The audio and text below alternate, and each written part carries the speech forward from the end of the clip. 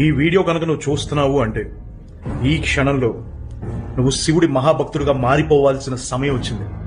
ఇంకా చాలు.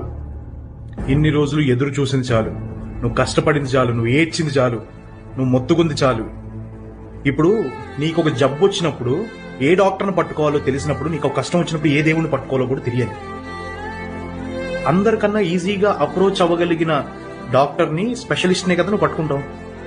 సో అలాంటి ఒక స్పెషలిస్ట్ ఏ కష్టానికైనా దేనికైనా సొల్యూషన్ చెప్పగలిగిన వాడు పరమేశ్వరుడు. ఇది గుర్తుపెట్టుకో. ఆయన మాత్రమే చాలా ఈజీగా కరుణిస్తాడు. మిగిలిన దేవుడు కరుణించడు అని కాదు, బట్ కొంచెం టైం ప్రాసెస్ ఎక్కువ. శివుడు మాత్రం భోళాశంకరుడు, ఇమీడియట్ గా రియాక్ట్ అయిపోతాడు. శివుడిని ఎలా ఉపాసించాలి, ఎలా పూజించాలి అని కొన్ని డౌట్లు ఉంటాయి కదా మీకు. ఆ డౌట్లన్నింటికి ఒకటే క్లారిఫికేషన్ ఏంటి అంటే, నువ్వు ఎలా పిలిచినా పలుకుతాడు. ఒక